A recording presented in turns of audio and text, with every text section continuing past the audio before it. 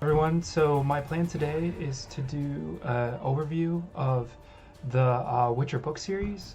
This is kind of a preface to what I hope to do as a full playthrough of the entire game series. I've wanted to do it a long time, and I thought, well, there's no better way to do it than after reading all the books and watching the TV show. So I'm going to start with the general overview, and then I'm going to go through the main plot points of each book.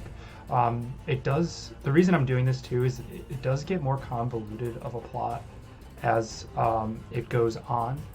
So I broke it down into some of the later books are going to be broken down into what's happening with the different characters, and then usually like there's a climax part where they all come together, and I'm going to talk about that. And then feel free to ask questions.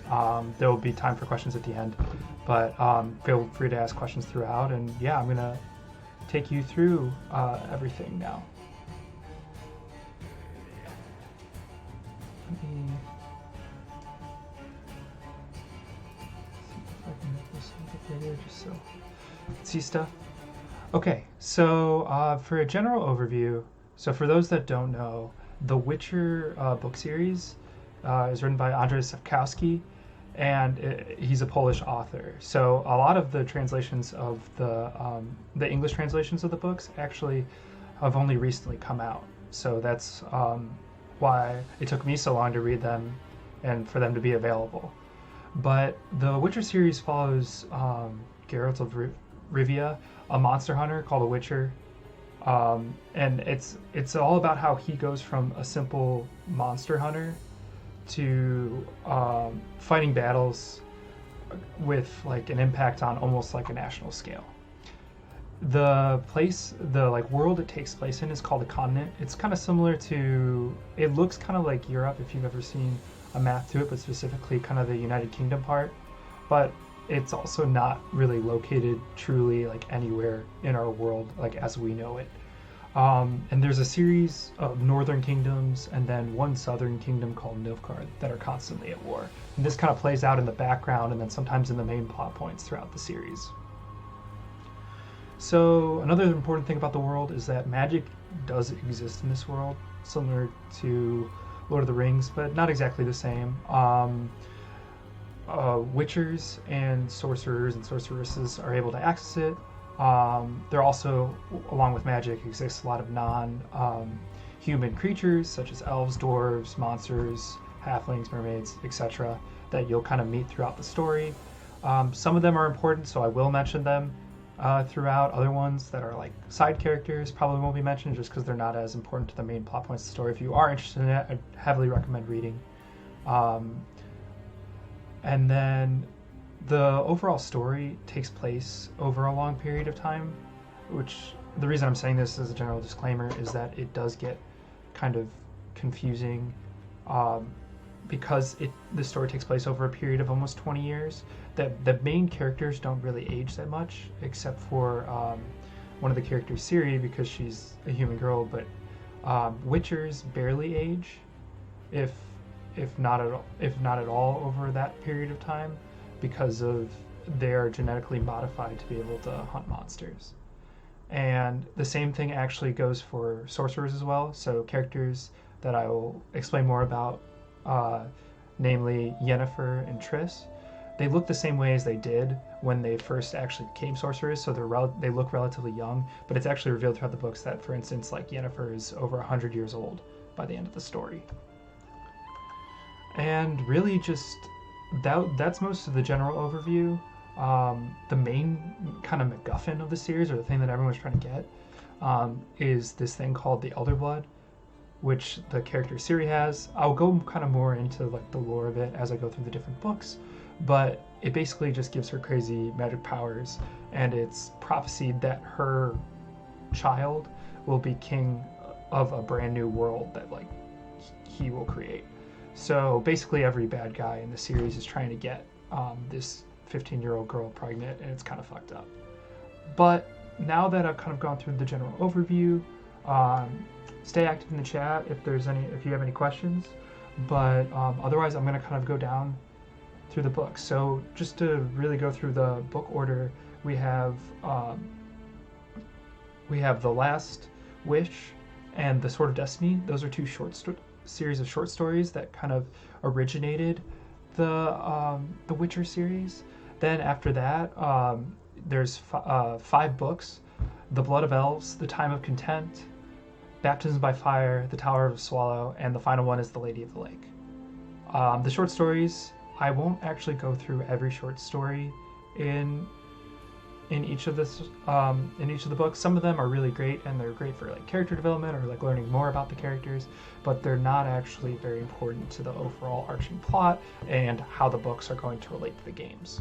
So I will kind of breeze through that. And it's the same thing with some of the books. There are side plots that give a little bit of more world building, but aren't exactly super important to the games. And I might mention them as I play through the games, or if you have any exact questions about the games. Okay, so without further ado, we're going to start going through the books. So the first book is a collection of short stories called The Last Witch. It was broken into 6 short stories, and there's this framing short story called The Voice of Reason, which focuses on Geralt's stay in the temple. I don't want to butcher this name because it does come back. Melitelli in Elender, and it's all about his reflections on kind of his past events during his stay. The first story, which is actually called The Witcher, it's the one that introduces us to Geralt, is about how Geralt cured King Foltest of Temeria, one of the Northern King's daughter, who was cursed at birth to be a monster, called the Striga. And it's all about how he actually ended up at the temple, because he's actually there recovering from injuries and from this event, because he does save this girl, but he is horribly wounded at the time and has to recover for a period of several months. The next story, one of the other stories, covers how Geralt is kind of hated. Witchers are hated along with non-humans by many human beings because they are different. It's kind of their version of racism, and there, along with there is sexism in the world, and that I probably won't go in as much to that because it's not at main plot points, but it is something that is commented on heavily in the books, because Geralt and a lot of the main characters are a lot more progressive in their views towards things. So to answer your question, Witchers do count, they're technically humans, but they're genetically modified humans. So they take a bunch of potions, and there's tests, and they call it the Trial of the Grasses, and other things that are done to them that result in them having certain abilities that help them fight monsters. So they're more agile, they can hear better, they can see in the dark better, they can take potions that will act like steroids for different ones of their skills. They can do magic. They are normal human beings, but they go through this. And because they live for such a longer time, they're viewed by other human beings as they're kind of outcasts.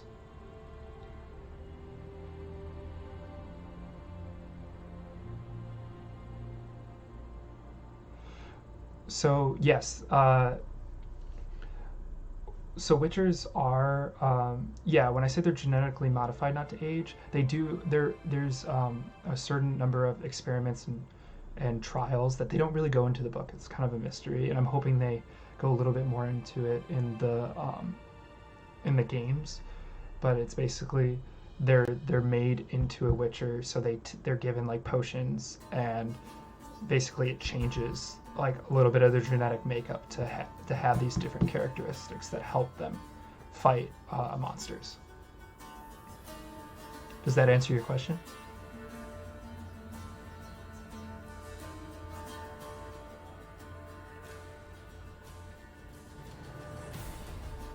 Okay, cool. So so as a result of of this kind of Witchers, there also aren't that many of them, so not much is known about them, and the mutations are often over-exaggerated. They're treated kind of like the monsters that they're hired to hunt. So Geralt is kind of ostracized by a lot of people. But one of the short stories kind of talks about this and talks about his view towards human beings when he goes to a town called Blaviken, where he basically he has a lover there who is hunting down a sorcerer as revenge because he persecuted all her life because she was born on some weird solstice or something like that. There's actually a episode. It's the first episode of the TV series is about this. So to get the sorcerer to come out of his tower and out of like kind of so he's not safe anymore, she actually has this plan to kill a bunch of townspeople to bring him out. So Geralt has to kill her and her whole gang when she tries to attack him when he tries to stop her. But the townspeople don't realize that she had this plan, so he's actually ostracized even more and called the Butcher of Blaviken, even though he was protecting the people. And this is just a little plot point and doesn't really have to do with the main storyline, but you'll notice that in some other stories, like Geralt is very wary of people, but also people are very wary of him specifically because of these events. Another important plot detail or story detail that happens during one of the short stories is Geralt's invited to a royal feast in the country of Sintra as a bodyguard for the queen. The queen's daughter is supposed to become engaged to basically the highest bidder, or like the best lord there, but a knight who is cursed to look like a hedgehog actually claims her by something that's introduced in this story called the Law of Surprise.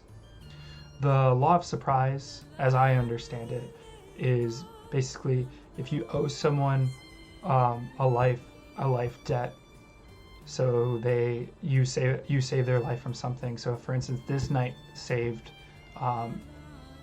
the king's life at one point, and he told when he was off at war, or when he was gone, and he enacted the Law of Surprise as his payment for debt. And it's basically the idea is whatever you're not expecting when you come home. So it could be like a new dog, or something like a new dress your wife bought. Like it's just some like silly thing, but in some instances it can be like a child you didn't know you were going to have. And that's what happened in this. Is this knight saved the king and enacted the Law of Surprise, and then he came home to find he had a daughter who was about to be born.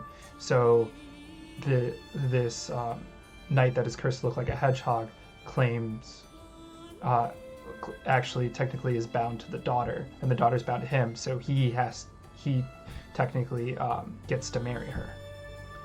So during this whole thing, a battle ensues, and the princess, who until now people didn't know had magical abilities, and she's actually in love with the knight, so this is actually a good thing for her. She causes an outburst that almost kills everyone, but Geralt stops it, and in the process lifts the curse on the knight, resulting in them actually getting married. At the end of this, and the reason why this is very important, is Geralt also, as a joke, kind of enacts the Law of Surprise when asked about a reward for solving all these problems, and he actually quickly realizes he makes a mistake, and in the TV series he does something really funny where he's talking, and the princess, they find out right shortly after that she's pregnant, and you just see him go like, oh fuck. So he accidentally did the exact same thing that the knight had done to the princess's father. And this becomes important later, and this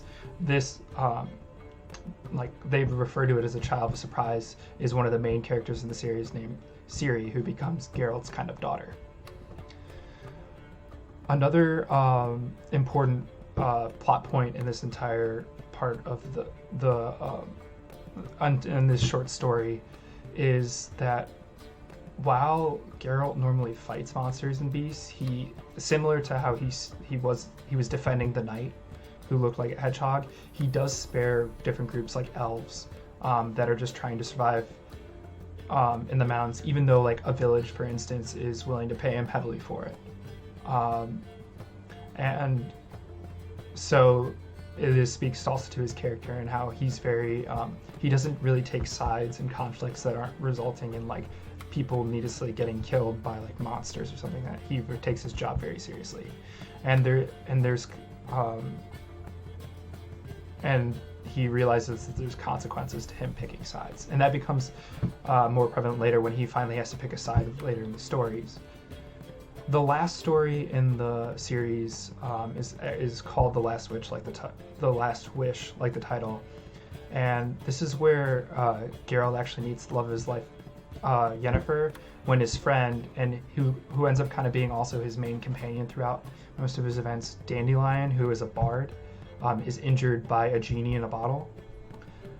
When he takes him to Yennefer to get healed, Yennefer tries to use the genie to become pregnant, because one of the unfortunate things of sorceresses not being able to age is that most of them are made sterile afterwards. So she's trying to become a mother.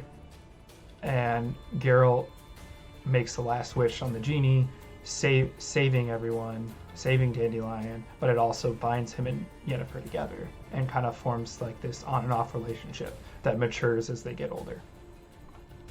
So that's really the last wish. That sets up Geralt a lot as a character.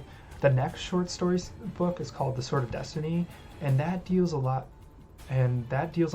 more with like this is where the plot starts to pick up, and you start to actually see a little bit more about Geralt and Yennefer's relationship, but also you really starts to introduce more characters and introduces Ciri, who becomes a main player and is really the driving force behind most of the narrative in this entire book, even though Geralt is the main character. So the differences between The Sword of Destiny as the second book and The Last Wish is that The Sword of Destiny has no overarching framing story where Geralt's recovering. It just is a bunch of short stories, so it's just really prepping you for the next book. So some important events that happen throughout is, one of them is Geralt is hired on an expedition to fight a dragon by a guy named Borch, and he only agrees to go along because he actually, funny enough, he realizes there's a bunch of different parties going after this dragon. They were hired by a king. Borch wants him to be in one of his parties, but Geralt sees Yennefer going, and so he wants to see her because he kind of ran away last time they were staying together, because they do have a really rocky relationship, especially at least when they're younger. So in the end of that story, Geralt and Yennefer end up defending the egg of an unborn baby dragon, whose father is actually revealed to be the same Borch that hired Geralt, who is a special kind of dragon that can disguise himself as a human being. So in the end, and the reason why this is really important, is Borch tells Geralt and Yennefer that they are made for each other, but that Geralt's destiny is with his child surprise, Ciri, from the wedding. And this story also introduces some important side characters that I won't go too much into them, but one of them is Yarpen Zigrin, who is a dwarf companion of Geralt's and is actually there at the end of the series with him. So another important event that, some important events, and I kind of touched on this, is that Geralt stays and leaves Yennefer many times throughout all these stories, and due to their conflicting values, like Yennefer likes to live in cities, Geralt likes to travel. They care about each other and they love each other, but they aren't ready to make sacrifices for each other yet. And it's a great way to see their development over the period of the series. And hopefully, I'm hoping this carries over into the games, where you can see their relationship maturing more and more. So another important event that happens is there's a story where Geralt enters a forest called Brokilon, which is home of all the dryads, and he saves a young girl, which happens to be Ciri from a monster. Ciri later to him is revealed to be a princess on the run, and they begin to bond really, really quickly as they try to reach the safety of like the inner city of the dryads. And only like towards the end of the story is it revealed to Geralt that Ciri is his child surprise, but he chooses to let her go because he feels guilty about, trying to take away part of her life. And then the last story of this series of short stories starts with Geralt being horribly injured, saving a merchant from undead monsters, and the merchant, as thanking him and taking care of him, promises Geralt something by the law of surprise. So now he's got 2 surprises. While recovering, Geralt thinks of another time after Buckalon when he almost went and took Ciri, but he was persuaded not to, and they actually find out on the way there as Geralt's recovering that Ciri's kingdom was destroyed by the main antagonist, one of the main antagonists of this entire series, the southern kingdom of Nilfgaard, and apparently it sounds like there were no survivors, so Geralt assumes Ciri is dead. When they finally find their way to the merchant's house, when it comes for the merchant to pay up on his surprise, but he was kind of like, I don't think I'll expect anything. Maybe it'll just be a warm dinner or something, and that's all. That Geralt was like, oh, that's fine. I'll just take what I can get. It actually turns out that Ciri was hidden at the merchant's cottage, and he wasn't expecting her. So making her once again Geralt's payment by the law of surprise, and finally, after 600 pages of a story, him and Ciri are finally together, and that really leads into the first novel, which starts a couple months after that. Are there any questions in the chat before I go forward and we kind of start? I know this is a lot already, but it starts to get a lot heavier as we go farther into the books. And if you feel, this stream will be posted on my YouTube channel, so you'll definitely be able to go back. But I'm also making a video essay version of this this talk that's a little bit more ironed out, and I'm hoping to have that up in the next week or so. I've been working on it. The script's almost done, and I've recorded some of it. So hopefully that will be helpful. And then I'll have timestamps for the different parts if you're confused on different things. So if there aren't, yeah, it is kind of a lot. I just saw that comment. It is quite kind of a lot, but I definitely feel like it'll like going through the details will help with the games, because I have an idea of kind of where the games start, and if I didn't know this, I would just be I'd be able to enjoy the story, but specifically by the 3rd game in the series, which draws heavily on characters from this and really establishes itself as a sequel to this book series. I think you'd have a lot of problems trying to figure out what means what, and also a lot of things probably wouldn't have as much meaning. So now that I've talked a little bit more about that, let's get into actually the first book, the first full novel in the Witcher book series, and it's called The Blood of Elves. Really quickly, I saw a question in the chat about whether the books or the games came first. So actually the books were written first. The books were written basically through most of the 90s, and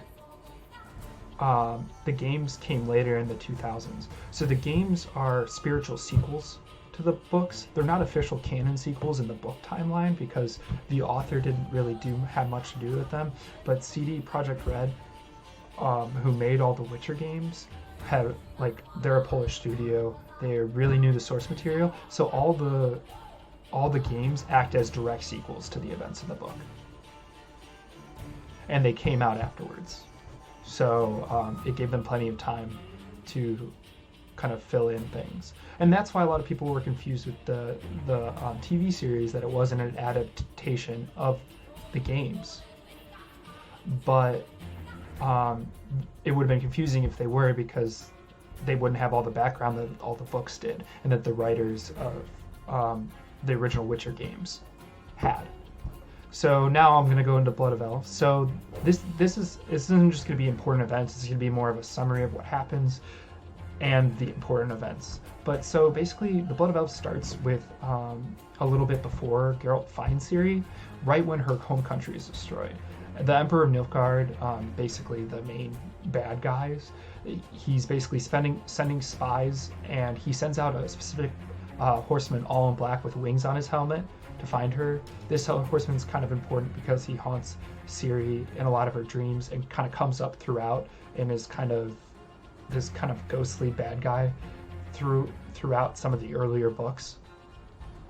A spy at the same time as this, a spy named Rience, who at the time we believe is spying for Nilfgaard, but could be also spying for someone else, tries to torture Dandelion, Geralt's bard friend, for information about Ciri, but Yennefer finds him and saves him before he can do any damage to Dandelion. At the same time, concurrently with all of this, Nilfgaard was just pushed back in a war by the northern kingdoms. Pretty much every other king that's ever mentioned in this, besides every other kingdom besides Nilfgaard, are the northern kingdoms, and they're all planning to attack Nilfgaard to gain an upper hand in the coming war. So, but at the same time, they also want to kill Ciri because they can't let Nilfgaard have her, because her kingdom, though they took it over, and if she's still alive, she has the throne, and her kingdom of Sintra is right between Nilfgaard and the northern kingdoms, and it's a lot of valuable land and strategic land that they need. So they'd rather have her dead and have no one to take the throne than have Sintra become part of Nilfgaard. So they also, in this talk about a radical group of non-humans called, there's a more, I think it's Scoia'tael is the name they use, but it stands for the Squirrels, and it's a bunch of elves and dwarves that are radical fighters that they become a little bit more prevalent, and they're often a device that are used by some of the main antagonists to make it look like they weren't doing things. They're kind of controlled by a lot of the bigger bad minds in the series. At the same time of all of this, Geralt is training Ciri at the Witcher stronghold of Kaer Morhen. The sorceress, Triss Merigold, who is friends with Yennefer, educates Ciri and realizes she actually has magical powers even stronger than her mother did that one time at the wedding. So Ciri is eventually sent to be trained by Yennefer at the temple where Geralt recovered in the first book. And during this time, Yennefer and Ciri develop a really strong mother-daughter relationship, while Geralt tries to hunt down Rience, that spy that tried to kill Dandelion. And while he's there, he finds another mage named Philippa, who becomes an important character in a little bit. But actually, Philippa double-crosses him and lets Rience go because she realizes that his master is another sorcerer, and she's trying to figure out who it is, and she can't do that if Rience isn't allowed to go free and transport back to him. But in the process, she also leaves Geralt wounded, making their relationship kind of antagonistic in the future. So that's the first book, The Blood of Elves. It's actually relatively short. It's similar in length to the first set of short stories. As we go on, the books kind of get longer. It's kind of got the same kind of Game of Thrones problem. And it also has, and it's one of the reasons why some people don't like this book series, is they view it as kind of convoluted. And it's because you start switching between narrators and places, or showing little side characters that really don't matter or things, but just kind of help build the world. And it makes it kind of confusing. So I've done my best to start to kind of condense them into the main plot points, but also maybe go through each of the characters' arcs and then where they kind of meet up back together. So the next book in the series is called The Time of Contempt. And this starts again with another king meeting, and they are actually planning their assault on Nilfgaard, because the events of The Blood of Elves actually don't take that long in the timeline of the books.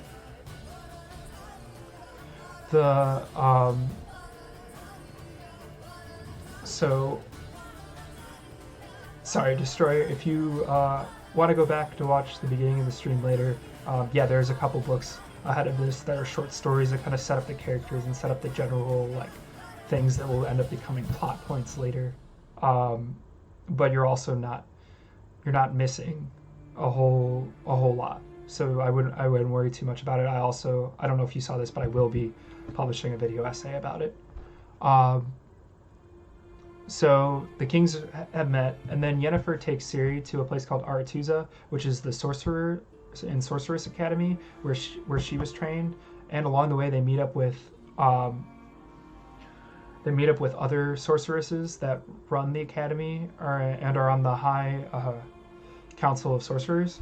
They meet up then they all meet up with Geralt when Ciri runs away because she's trying to find him, and him and Yennefer actually begin to patch up the relationship, which is important.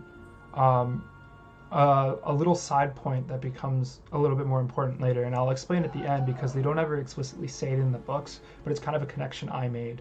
Um, and I haven't looked it up because I don't also want anything spoiled for future games. But Ciri is trying to find Geralt. She actually encounters a group of ghost riders that are kind of a myth around the area called the Wild Hunt that are like supposedly steal humans and take them to another world. And the leader of the riders said she belonged to them, but she actually finds Geralt and he like shelters her before anything bad can happen. Um, so Geralt and Yennefer make up, and they get to kind of live as kind of a surrogate family for a little bit. And then they actually go to attend a reception at Aretuza, and they meet a sorcerer named Vilgefortz.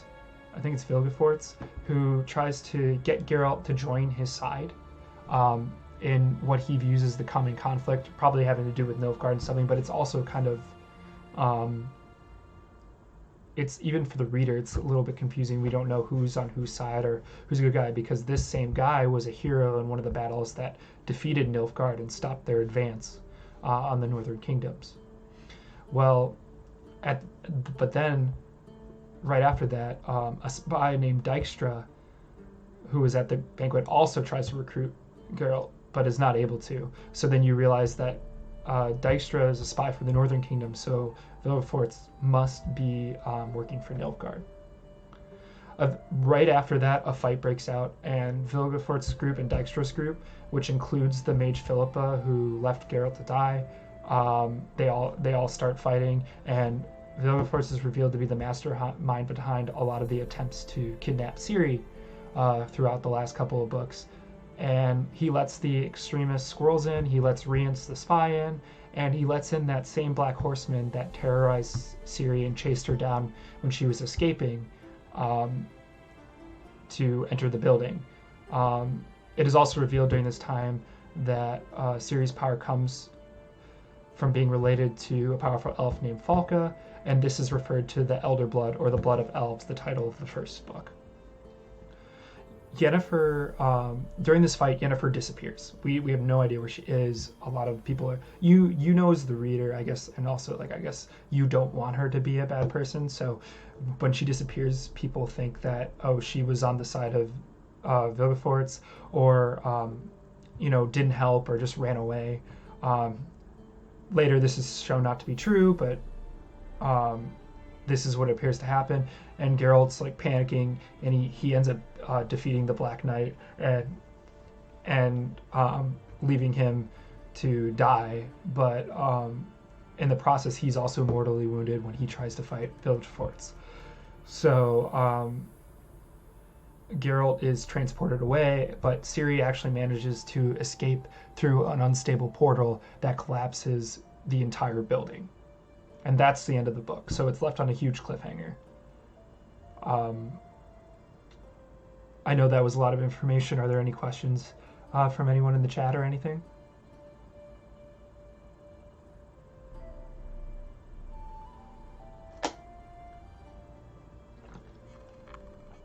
Okay, so we will carry on. The next book is called Baptism by Fire. And so this takes place about a month after the events where Ciri disappeared. Geralt was horribly injured, and Yennefer also disappeared. And we find out that Geralt was recovering in that same Dryad forest where he originally met Ciri.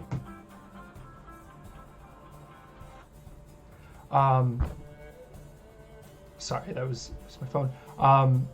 He was recovering that same forest where he met Ciri, and he was brought there by Triss, who saved him. During his time there, while he's resting, he befriends Milva, a human who helps the squirrels find safety.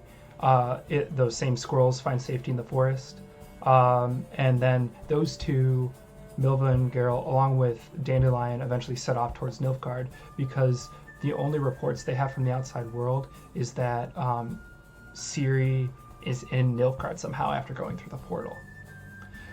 So it is believed that the Emperor actually has control of her, but it's later revealed that the Ciri in Nilfgaard is a lookalike that Vilgefortz tricked the Emperor with, and because he couldn't find the real Ciri after she went through the portal. But we know that as the reader, and some of the characters like the Emperor knows that, Vilgefortz knows that, but Geralt does not.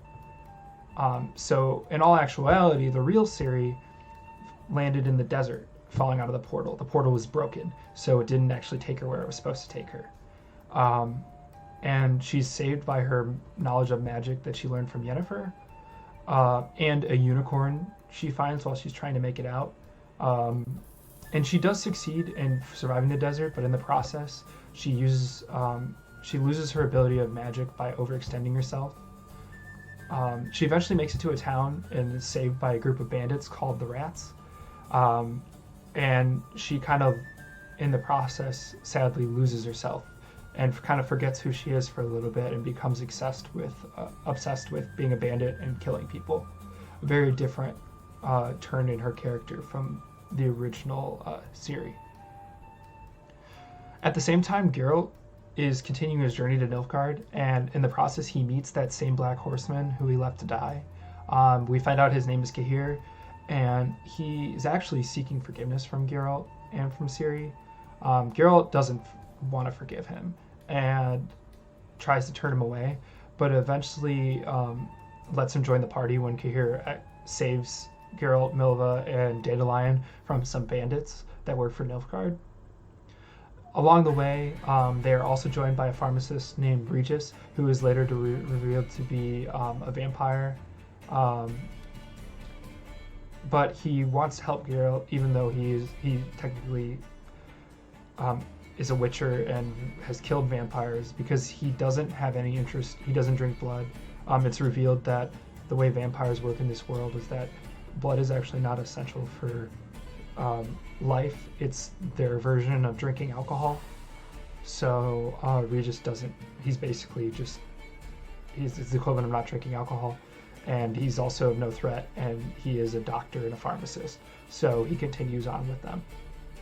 I thought that was a little bit of an interesting kind of twist on things, and it was a really commentary on like how, yeah, it's kind of how people like hype up things that they're scared of, but also how people, it's scary to think that someone would just do something like drink blood just to get a buzz than to do it like and be a killing thing, because to do it just for a buzz is more of like a human impulse. So it's like an interesting commentary on that. Geralt's story actually ends with a battle on a bridge in Rivia. And he fights off a bunch of Nilfgaardian soldiers. And it's funny, so Geralt is named Geralt of Rivia. He chooses that. A lot of Witchers do that, so then they sound like they're from somewhere, even though a lot of them are just, he was abandoned as a child to the Witchers. So he chose Rivia, but because he defends the bridge in Rivia, the local lord there knights him Geralt of Rivia, and it's just a little bit of comedy, just to little take the edge off of otherwise this really dark story. Another really set of important events that take place outside of Geralt and Ciri's story is we actually figure out where Yennefer went all this time.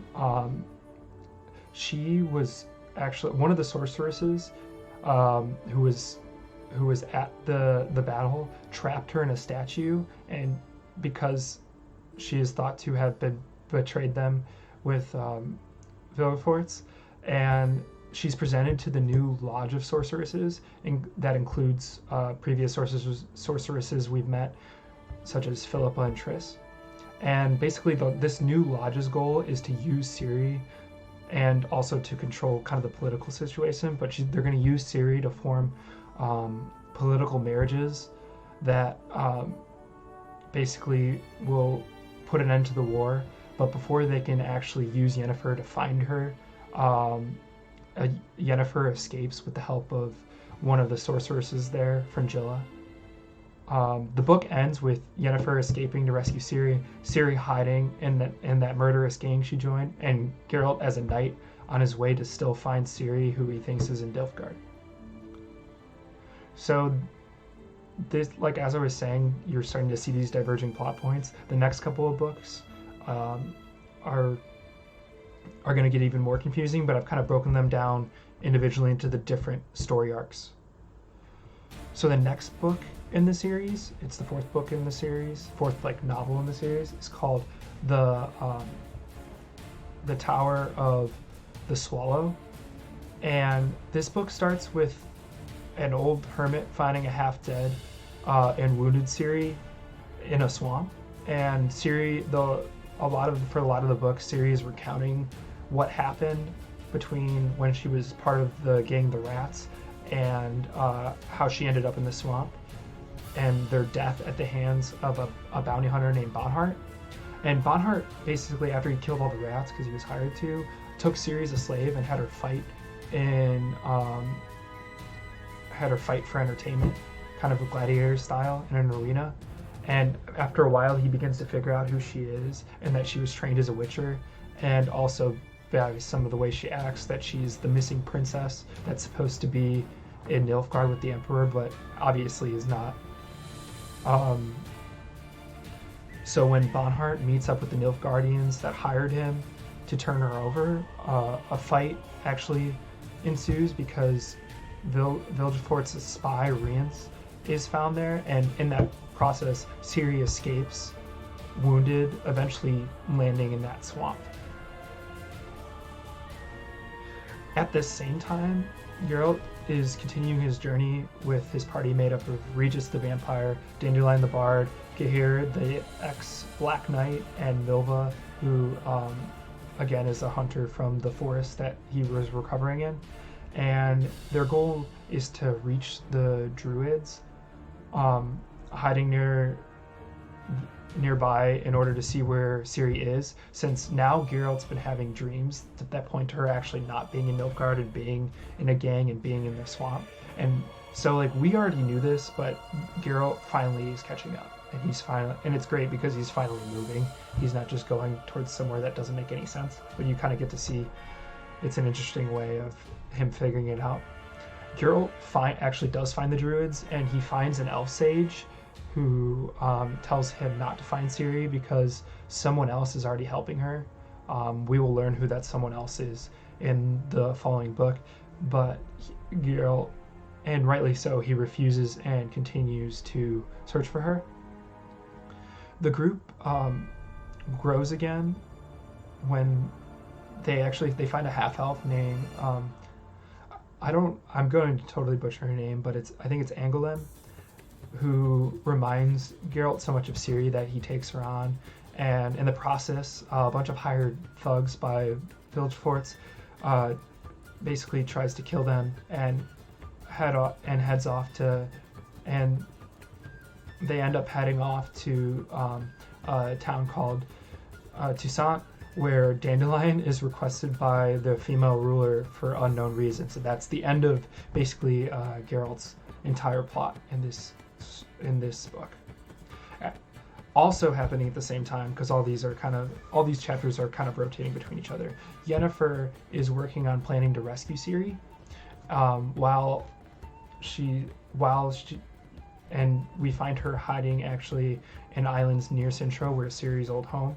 She gets help from a local lord there who knew Ciri and took care of her when she was a child, and she sets up a expedition to basically what their world's equivalent of the Bermuda Triangle is, where both Vilgefortz is shown to have disappeared after the battle, and it's actually the same place where Ciri's parents died, and the shipwreck in a shipwreck which left her as an orphan living with her grandmother, and also led to all these other events.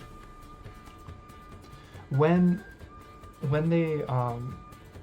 they finally arrive at this Bermuda Triangle kind of place, Yennefer's Strip is all of a sudden destroyed by a storm that just comes out of nowhere, and she is transported to Vilgefort's hideout, where she's actually tortured.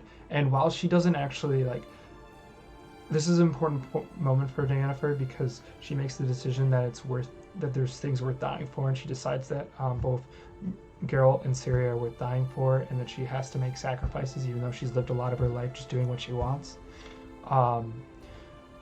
She doesn't succumb to the torturing, but Vilgefortz is actually able to find Geralt's location through the little bit of a connection that they share through the wish with the genie, but also just in general. And this actually resulted in the fight with the bandits that Geralt had previously, because this is when he sent the bandits after Geralt. Finally, at the end of this book, we see Ciri having left the swamp. She goes to get revenge on the people that captured her and to find the Tower of the Swallows, which is the name of the tower in this book. And the reason this tower is important is because it is the brother or sister tower, I don't know what the terminology would be, brother or sister tower of the tower that she tried to escape from the battle in the second book, that actually accidentally spat her out in the desert, even though it was supposed to take her to this tower or to a different location, which this tower is going to take her to. So eventually she finds the tower, and she's chased by Bonhart, as well as a bunch of Nilfgaardians that he's working with. And at the same time, that same group of ghosts, the Wild Hunt, that were chasing her in the other books, but she successfully escapes through the portal. So the book basically ends with Geralt's in Toussaint because Dandelion got pulled there. Ciri's disappearing through a portal, and Yennefer's is being tortured by Vilgefortz. Before I go into the last book, so that's the end of the fourth book. The last book is probably the longest book and also the most convoluted one. Are there any questions before I keep going on?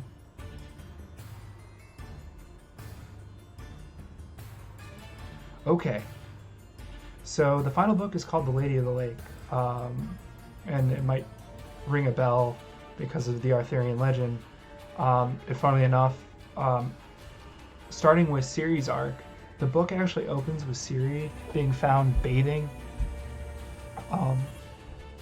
blood off in a lake by Sir Galahad of Arthurian legend. He asks her story when he notices she's upset, and then she proceeds to kind of tell him everything that happens in the book. Ciri tells him, basically starts by telling him how she ended up in a different world ruled by elves after going through that portal in the Tower of the Swallows. And while she was there, she finds out that she's supposed to have a child with the Elven King, but she is unwilling, and at the same time, the king's unable to perform. And it's kind of funny. But so basically one day she has a horse there, and when she went through the portal, so she's a horse and she's riding around, and she kind of runs away from everything for a day. And during that time, she's confronted by one of the leader of a group of elves called the Red Riders, and she's basically told she'll never be allowed to leave until she has a kid, but even after then, she'll probably just be kept there to have more kids. And at the same time, he tries to give her basically a Viagra potion for the king, but she refuses because she also kind of senses that he might have other intentions. Later, while still outside, Ciri is almost killed by a bunch of unicorns, but is actually saved by the one she befriended in the desert. They all warn her that she has to escape the world, and it is revealed that the elves have captured human slaves, and those are the servants kind of working in the castle, and that the Red Riders are the ones that have stolen her from her world. Basically, the Red Riders are the ones that have stolen these humans from the world, and this kind of brings in, while it's never explicitly said in the books, this draws a comparison between the legend of the Wild Hunt and the Red Riders, and how the Red Riders have always been saying that they are going to, or the Wild Hunt has been saying that she belongs to them, and this similar to echoes what the leader of the group of the Red Riders said. So in my mind, I believe that maybe the Wild Hunt is actually the Red Riders. Maybe they're using projections or something to look like ghosts or doing something, but basically the Wild Hunt is the Red Riders traveling to the main world to kidnap people to be slaves in their world. So the only hard thing is that the author doesn't name them consistently or put those two together, except by mentioning at one point like things that we do are often thought of as myths, and then like the Wild Hunt is mentioned shortly after. So that would be probably the only connection I could think of. And the Wild Hunt actually comes more into play in the games. That's really the reason why I'm spending a lot of time on it. Eventually, Ciri does escape, being chased by the Red Riders through space and time. It's revealed, and it was revealed by the unicorns, that Ciri actually has the ability, similar to the Red Riders, to teleport at will to different timelines and worlds. I jokingly have in my notes that it's an amazing plot device, because it really, like, oh, she can just travel anywhere in time or anywhere world or back in time or whatever. And it also explains how she was found by Sir Galahad and things like that. And during this time, her friend, the unicorn, ends up fending off the Red Riders, and she makes her way to Vilgefort's castle to rescue Yennefer. So that's the main plot, all the main plot points of Ciri's arc before we go into the kind of climax and conclusion of the story.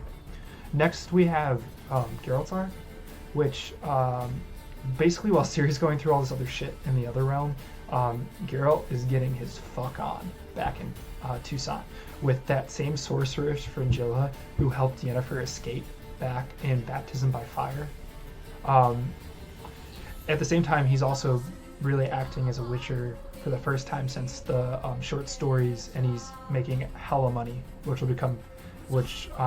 helps him a little bit later in the story. So Geralt still has his gang, which includes Milva, Regis, Angoulême, and Cahir, and they're all still looking for leads on Ciri, and they're currently a guest of the Duchess of Toussaint, who is in love with Dandelion and makes him a lord. Dandelion's often in this story, he's kind of a comedic character, but he's also kind of a commentary on, because he's a bard, he comments a lot on like people's love lives or different choices, and he's actually pretty wise, so it's kind of funny to see him. It's very much like a little bit of comedic relief, him, a bard who cheats on women constantly as a lord. So at the same time, so we realize that we find out that Fringilla is still working for that sorceress lodge that captured Yennefer, and she's actually been tasked with keeping Geralt in Toussaint basically through sex, so he doesn't interfere with their plan to rescue Ciri and have her as a political player in the Northern Kingdoms. I know some of you may be like, well, like Geralt and Yennefer, like they're a thing, but in Geralt's defense, he believes Yennefer at this time is dead because no one's heard from her in forever, because she's either been captured by Vilgefortz or was captured by the Lodge, and Fringilla doesn't tell him that she's alive. They probably would stay in Toussaint a lot longer, but naturally to kind of progress the plot along, Geralt and his gang actually end up heading off to Vilgefortz after Geralt accidentally comes across a secret meeting of some of Vilgefortz's crew while hunting a monster in a neighboring town, and he finds out that he's torturing Yennefer, and he finds out the location of the hideout. So they all head off there kind of for the fight, and this leads into the main climax of the story. And at this point, all the stories intersect. So it starts with Ciri being captured by Vilgefortz, and Vilgefortz has killed a lot of people, and you find that in his dungeon he's actually you see the bodies of a lot of people that you can see them, like he's tried to forcefully, like in vitro, or I think it's in vitro, or however they do fertilization, basically, of impregnating women and stuff in preparation for impregnating Ciri to bring about the savior of the new world. So he plans to do this, but right as he's about to do it, Geralt begins to assault the castle. In the assault, the huntress Milva is killed, unfortunately. Geralt actually doesn't know. The one important thing is that Geralt doesn't know that Ciri's in the building the entire time. So when the group splits up to find Yennefer, but then when he realizes he tries to find Ciri. Geralt and Regis are in one group, and while they're searching for Ciri, they actually find Yennefer.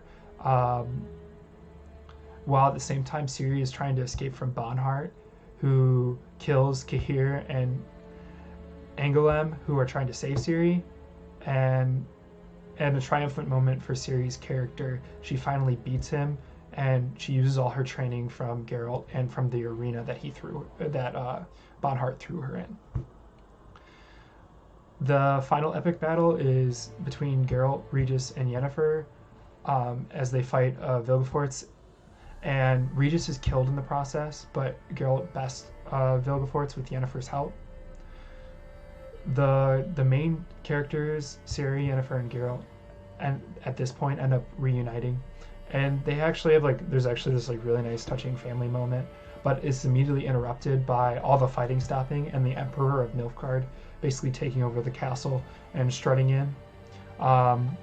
When Geralt speaks with him after being detained, he realizes that this is a really big spoiler, but that the Emperor of Nilfgaard is actually Ciri's father who went missing all those years before.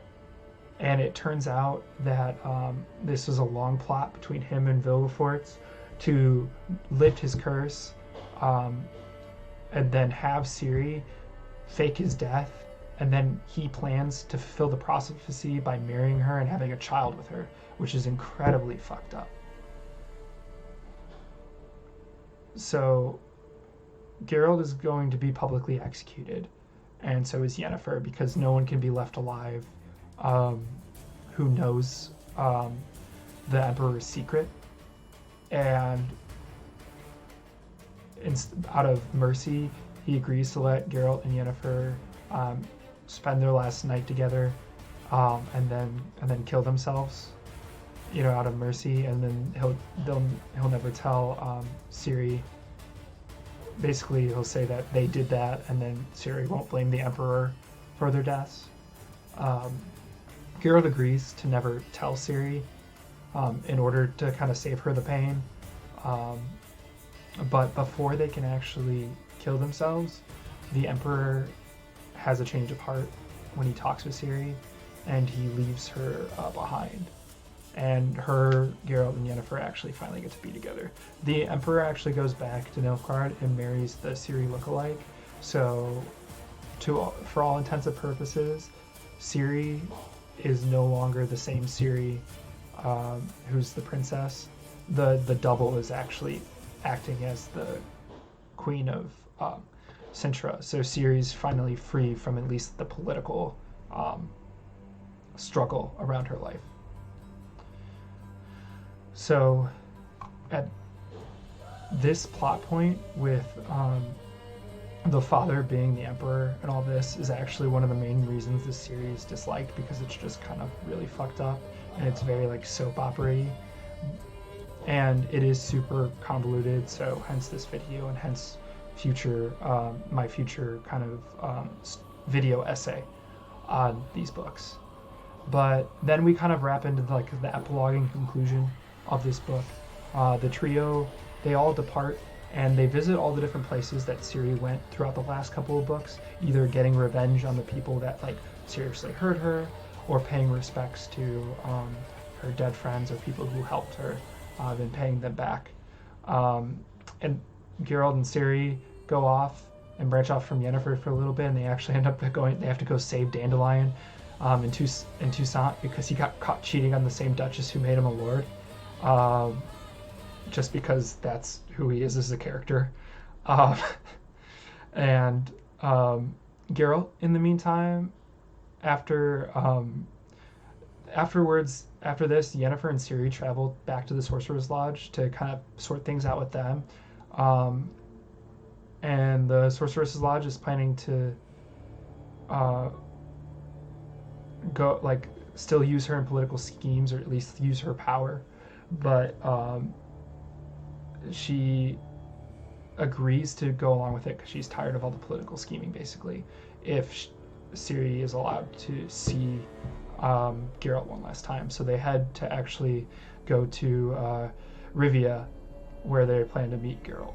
So Geralt, also at this time, is in Rivia and meets up with old friends from previous adventures. It kind of serves as like a Lord of the Rings kind of epilogue where you meet up with all their friends. However, shortly after there's just some peace and quiet, a huge riot breaks out between the humans and non-humans because of that same radical group of squirrels.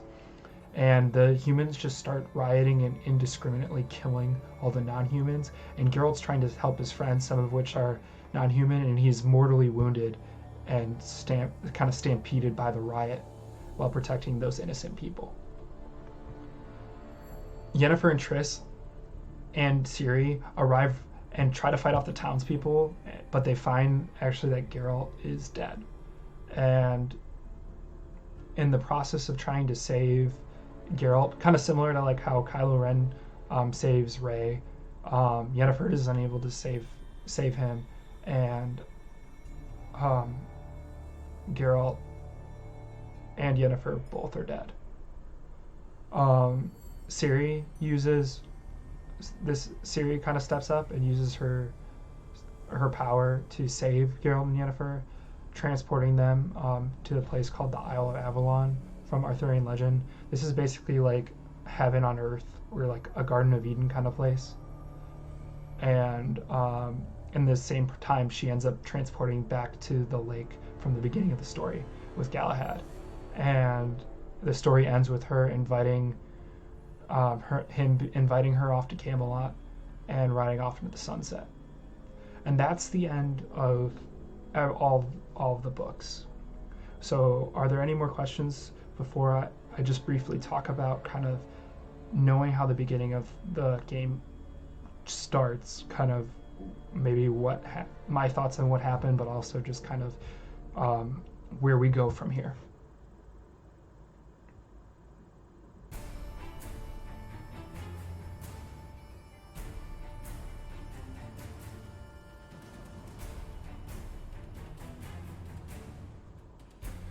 No, that's a good question. So the games do not take place in Avalon. The games actually take place in the beginning of the first Witcher game. Geralt is found outside of the Witcher fortress Kaer Morhen, where Ciri was trained, with no memory of any of the previous events of the entire book.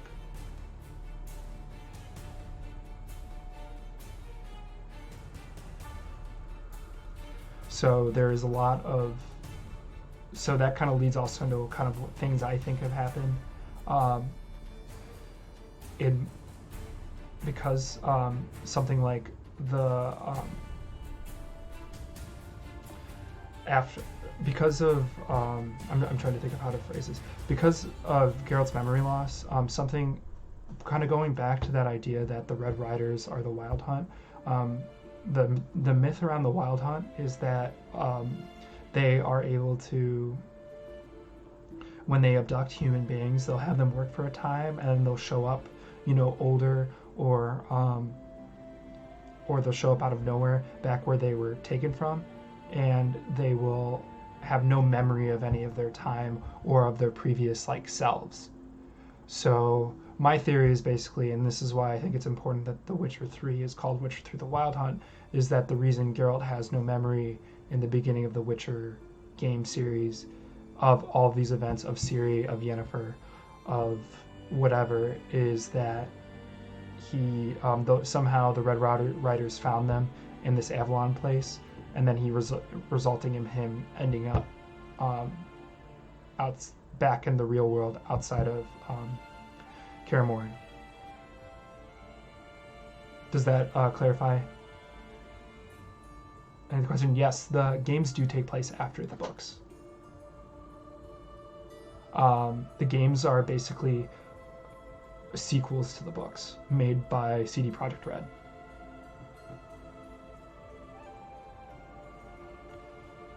Are there any more questions in the chat? I know there was a lot of information.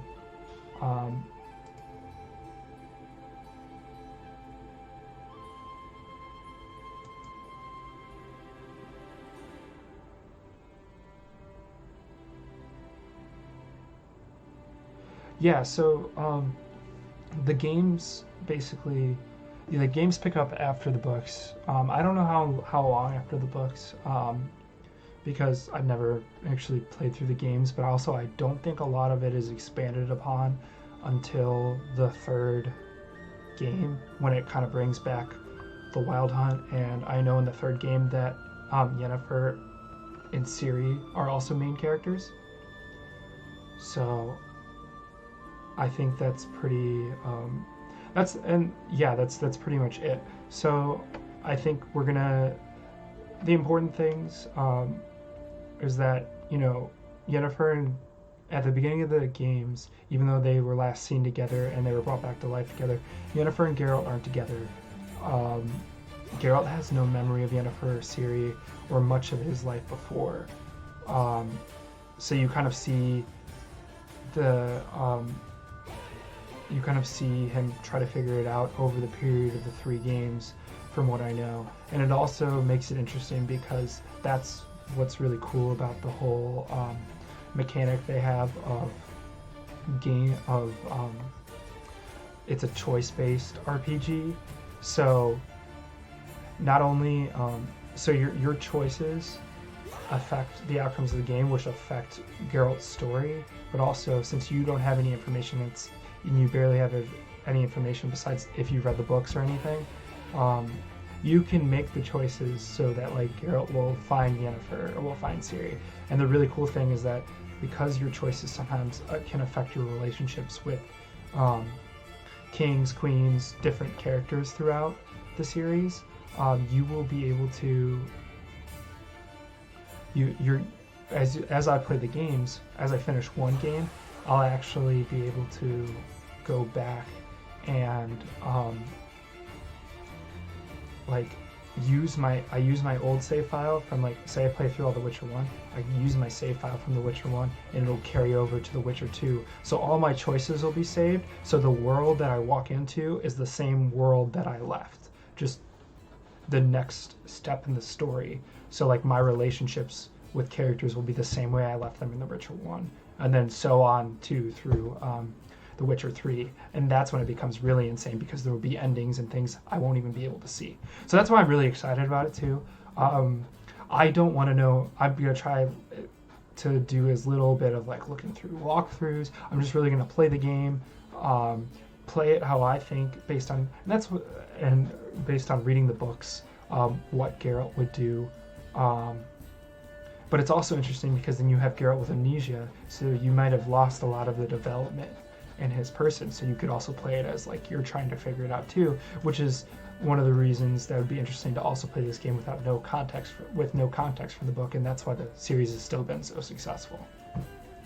But that's really why I wanted to go through this basic overview. I know it was kind of lengthy and a little bit of a lecture probably at some point, but that's really why I wanted to go through this overview of the book series, was just to give a little bit more context and to also show and to give to my decisions as I play through the game, but also give you context. So when, like, for instance, Geralt doesn't remember Yennefer, so there are love triangle dynamics in this and some of the games around Yennefer and another character that Geralt might have a better relationship with post amnesia. So like the traditional decision of people who have never read the books is, oh, you go with the character that you remember from the first game. But in all reality, having read the books, maybe I'll make the choice of going with Yennefer because I know what actually happened. I know like where they were in their relationship. So it kind of gives you a little bit more context for everything going on, and also maybe makes it a little bit truer to what I believe the author probably, if he had kept writing stories starting with Geralt losing his memory, where he eventually would have gotten to at some point. So I'm here to listen to any more, to answer any more questions you have. If you have any more questions, feel free to DM me on Twitter. My Twitter is down below, and it's also featured on my offline screen and everything like that. So yeah, feel free to DM me or contact me in any way. And this video will be edited and posted on YouTube, and then I will also shortly be posting, probably within the next week. Still trying to figure out Adobe Premiere and everything, but I'll be posting a video essay that's a little bit more streamlined of all this information. So then we can, so that way you can kind of refer back to it as we play through the series. I'm hoping to start my playthrough sometime early next week, but again, stay notified, and ring the bell on my YouTube channel, but also on Twitter. Keep up alerts for me, because I'll be posting more about what I'm actually going to be doing. So if there are no more questions, I'm going to sign off. I really appreciate you guys tuning in, and I'm really excited to do this whole playthrough with you. I know it's ambitious, but this series has grown really near and dear to my heart, and I'm really excited to kind of explore more of the world. So thanks.